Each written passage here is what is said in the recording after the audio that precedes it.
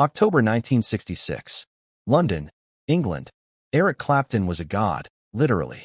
Clapton is God was spray-painted on walls across London. The guitar player who defined British blues. The face of Cream, the new supergroup everyone was talking about, at 21 years old. Clapton had already conquered 3 bands. The Yardbirds, John Mayall's Bluesbreakers, and now Cream. He was untouchable.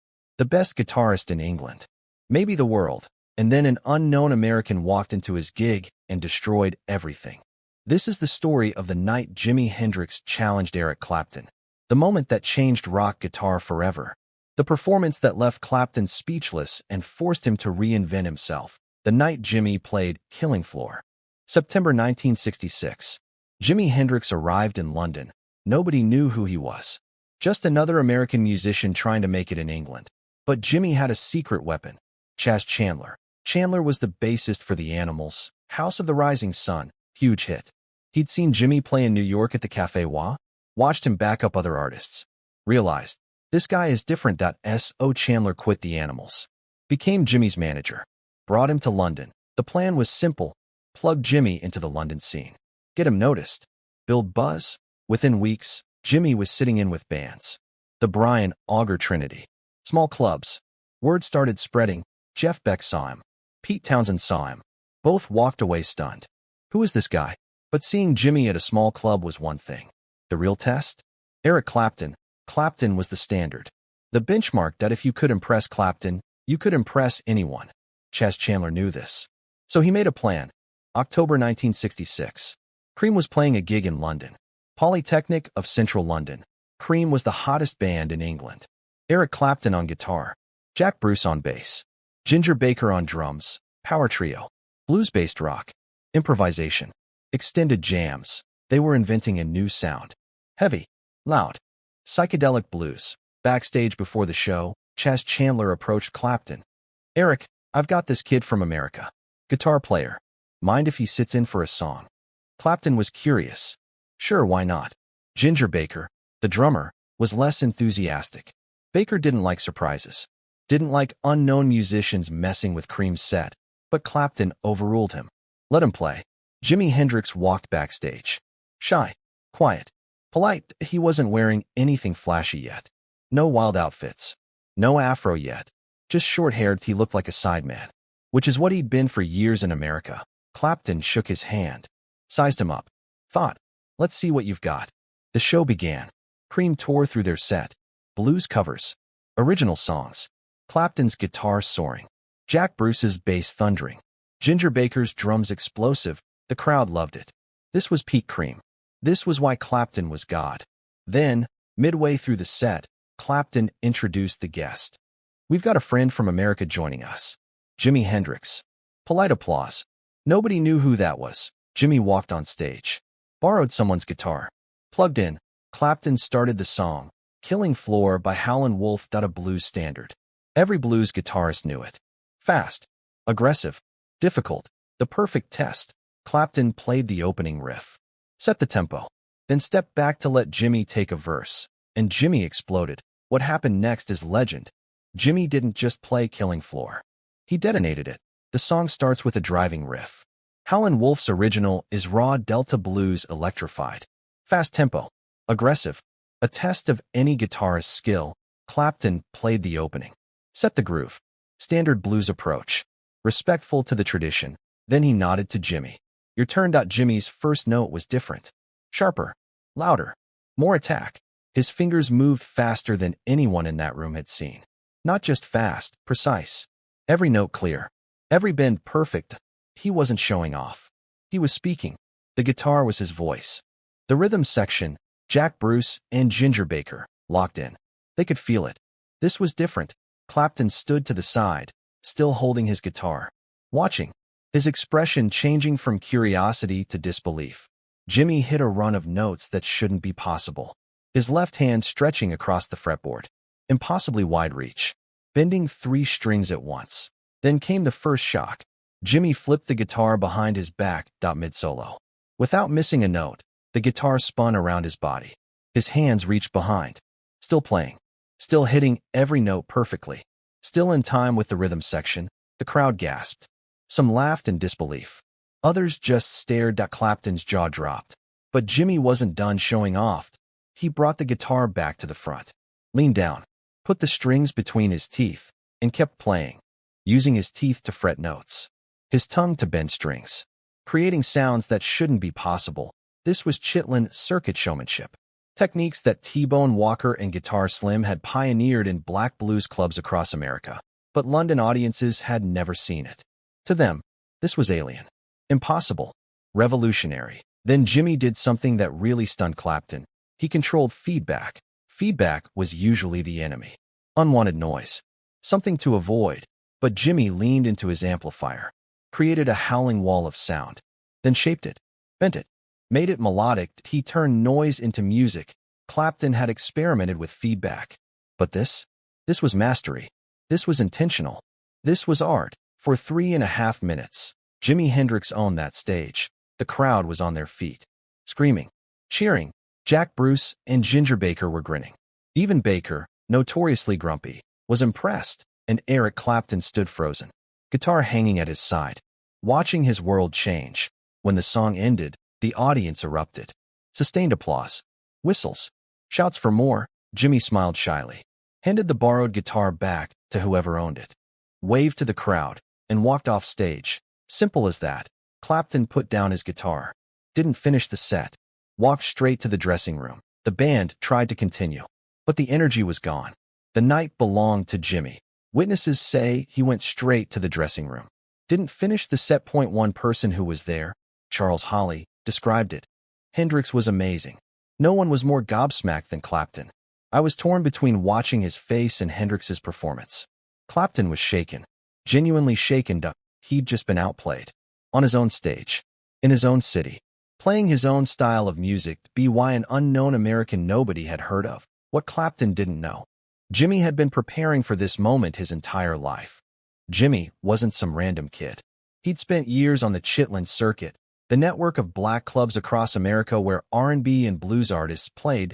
He'd backed Little Richard, Wilson Pickett, the Isley Brothers, Sam Cooke. He'd learned blues from the source, from black musicians who invented it, and he'd learned showmanship.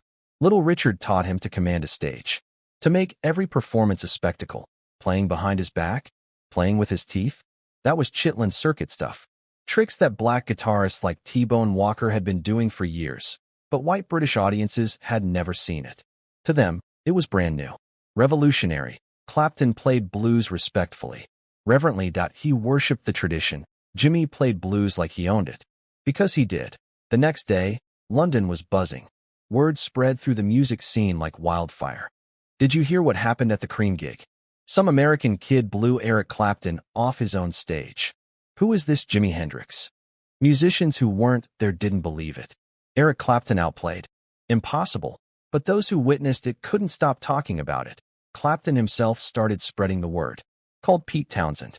Told Jeff Beck, "You have to see this guy. He's doing things I didn't know were possible." But inside, Clapton was reeling. That he went home that night and couldn't sleep. Kept hearing Jimi's playing in his head. Those impossible runs. That controlled feedback. The showmanship. For years, Clapton had been working towards something. A vision of what blues rock could be. Cream was supposed to be it. The power trio. The ultimate expression of electric blues. And in one 3-minute performance, Jimi showed him a completely different possibility. A higher ceiling. A wider horizon. Clapton later admitted. He definitely pulled the rug out from under Cream. But Clapton didn't retreat. He studied. Over the next few months, he went to every Jimi Hendrix show he could. Sometimes with Pete Townshend. Sometimes alone, watching, learning, trying to understand. What made Jimi different? It wasn't just technique. It wasn't just showmanship. It was attitude. Jimi played like he had nothing to prove and everything to say. Clapton played blues respectfully. Jimi played blues like he owned it, because he did. Blues was black music. Jimi had grown up with it, lived it. It was in his DNA. Clapton was a tourist in blues. A talented, passionate tourist. But still a tourist. Jimi was home. On January 29, 1967, 3 months after the Killing Floor incident, all of Cream went to see Jimi at the Seville Theater. This was no longer a rumor. No longer an unknown American sitting in. This was the Jimi Hendrix experience. Jimmy's own band. Noel Redding on bass. Mitch Mitchell on drums. 3 singles released. Building buzz. Getting airplay. Clapton, Jack Bruce, and Ginger Baker sat in the audience and watched. Jimmy had evolved even further. New songs. New sounds. More confidence that he wasn't just playing blues anymore. He was creating something entirely new. Psychedelic rock. Feedback as melody. Distortion as texture. After the show, Cream had an emergency band meeting. The consensus: we need to change. Now, Jack Bruce summed it up. If we don't evolve, we're finished. The decisions came fast. Sound *, get dual Marshall stacks. Match Jimmy's volume and power. Approach *, abandon the purist blues mindset. Get experimental. Get psychedelic. Feedback *, learn to control it. Use it. Make it musical. Image *, get flashier. Louder. More theatrical. And Eric got specific instructions from himself. Get an Afro perm. Look more like Jimmy. Switch to a Gibson SG. Better for feedback. Better for sustain. More like Jimmy's sound. Buy a wah-wah pedal. The Vox Crybaby. Learn to use it like Jimmy does. Over the next year, Clapton transformed. His playing style changed. His tone changed. His whole approach changed. He was trying to channel Jimmy's spirit. Trying to access that freedom. That fearlessness that it worked, to an extent. Cream's 1967 album, Disraeli Gears, showed the evolution. More psychedelic. More experimental. More aggressive. But it wasn't enough. Pete Townshend watched all this happen. That he and Clapton became friends during this period, bonding over their shared crisis. Townshend later recalled, "It was very strange for Eric and me. We went and watched Jimmy at about 10 London shows together. Just the two of them, sitting in the audience, watching Jimmy destroy stages night after night." Townshend described it, "We were watching this monstrous man." After every show, Clapton would go backstage to pay his respects. Jimmy loved Clapton, would hug him, talk to him, but when Townshend tried to do the same, Jimmy gave him a limp handshake, barely acknowledged him. "He was hugging Eric, but not me," Townshend said, just because Eric was capable of making the right kind of approach to him. Townshend was crushed. He'd been developing his own stage presence, windmilling arms, smashing guitars, physical performance. Then Jimmy showed up and did all of it better.